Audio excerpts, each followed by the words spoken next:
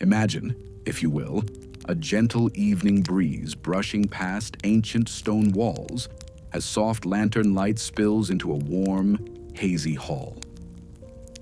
We find ourselves wandering into a medieval bathhouse, not the grand marble of emperors, but the everyday sanctuary of townsfolk, tradespeople, and wandering pilgrims. Let us now slowly wander together through these steamy chambers where the murmur of water and whispered conversation weave a tapestry of gentle history. In the hush of early dusk, patrons would gather at the threshold. A small fee, a token exchanged for the promise of warmth. The door swung softly behind each visitor, exchanging the chill of the cobblestone street for moist air, thick with steam. Roma clay basins and wooden buckets lent a honeyed scent of cedar and warmed earth. Imagine the scent drifting low, as if the building itself exhaled in relief at each new arrival. Patrons would shed their garments in wooden cubicles, the cloth falling away to pool like forgotten memories. The bathers entered the softly lit main room, a high-arched chamber, its walls slick with moisture, tiles glistening like wet pewter in the lantern's glow. A curved bench lined one wall, worn smooth by countless elbows leaning in for repose. The pool itself, shallow, wide and shallow enough to sit, was filled by a slender channel from a hot spring or wood-fired heater. The water hissed ever so gently as it filled the pool, a lullaby for the weary. Bathhouses in medieval towns, though ostensibly for cleanliness, became little more than living salons, gossip amphitheaters where news, secrets, and quiet intrigue floated on heated steam. Let us drift further into their world. There was Master Abel, the weaver from the South Quarter, who felt at ease to whisper of market deals lost and won. He'd lean toward his neighbor, a small, stooped woman named Malin, who embroidered linens so fine that merchants traveled miles to trade coin for her cloth, and share news of foreign cloth shipments, colored dyes, and the shifting fortunes of the Silk Roads. "To think," Abel murmured once, "that the dyer John has lost half his business after accusing Isabel of selling stolen wares." Malin smiled, lavender-tinged bath oil scent wafting from her hair, and replied softly, "Our gossip, like dye, seeps everywhere." And the two allowed a fleeting giggle, nearly swallowed as soon as it left their lips. These whispers formed unseen webs that stretched beyond the bathhouse doors, to taverns where copper mugs clanked, to market stalls where voices rose above the din, to cloisters where walls had ears listening at keyholes. The bathhouse was where rumors began, first as soft ripples, before bursting into the wider world like gentle storms. The middle of the hall was alive not with noise, but with soft resonance.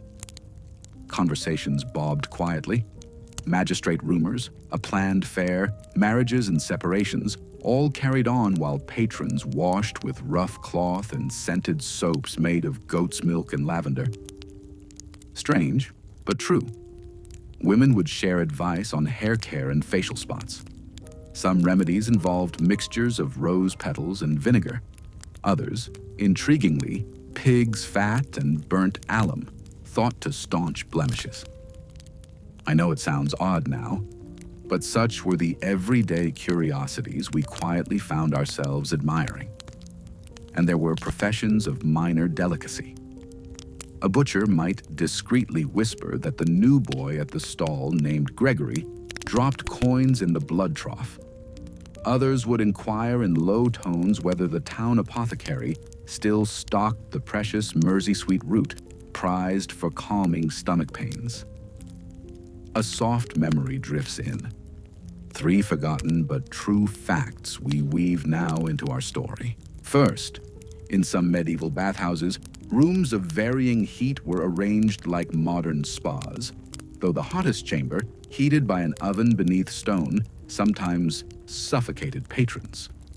They discovered more gently that staying longer in cooler water afterwards soothed the system. Second, bathhouses often had professional talkers, listeners paid by anxious wives or wives-to-be, who would share whispered worries until relief came through the touch of hot water and spoken word. Third, in parts of medieval Germany, the bathhouse keeper was entrusted with keys to patrons' homes.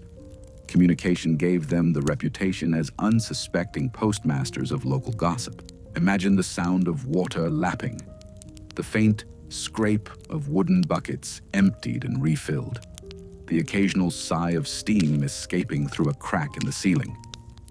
Occasionally, a distant bird might call as twilight deepened, though indoors one barely noticed. Everything was softened, the echoed drip of water, the hushed chop of a frail voice asking about harvest or taxes. Let us move further into the past. Each chamber, from tepid to the hottest, offered gradations of repose.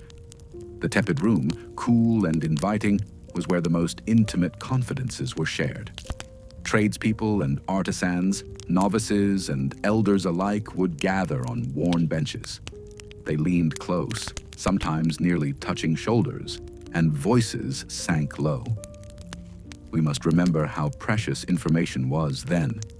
No printed flyers or town criers announcing every rumor.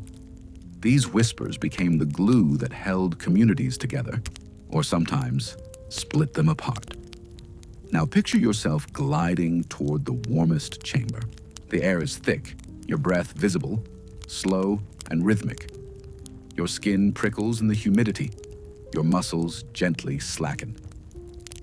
You settle at the bath's rim, a wide basin of water scented with rosemary and burnt pine resin.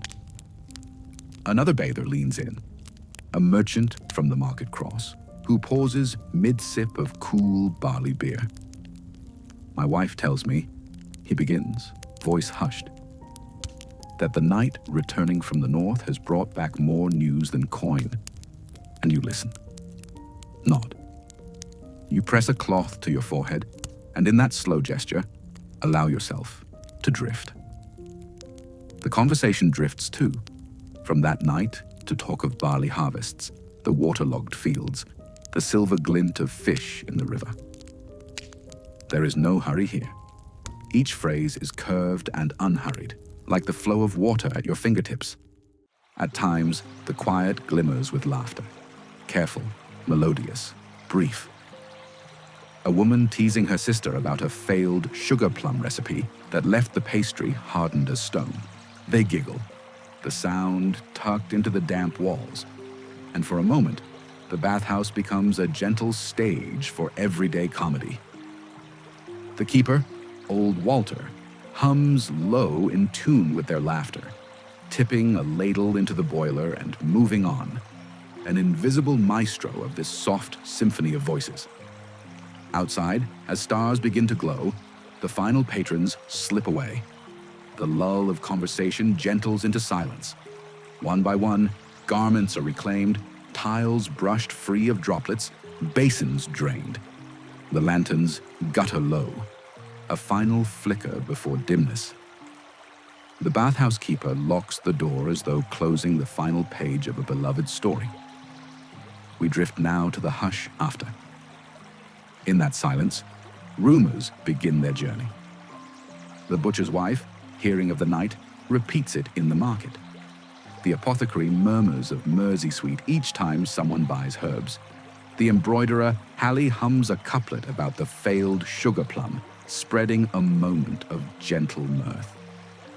So the bathhouse's soft hum becomes the gentle pulse of town life. Our story closes as you recline in bed, soft linens warm around you. You can almost recall the scent of cedar, the gentle hiss of water, the echo glimmer of voices in a distant hall. Let your breathing slow to match them. And so we drift, dear listener, into a quiet finale. Let the steam of that long-ago bathhouse envelope you, a final caress before dreams. There is no conflict here, only the gentle communion of voices, the simple hush of water and the tender fold of sleep beckoning. Rest now, softly, and carry with you the dreamy echo of whispered news, warm stone, and communal hush. You have walked through medieval rooms of water and words. You have witnessed how bathhouses became hubs of gossip, yes, but also havens of repose and connection. Sleep well.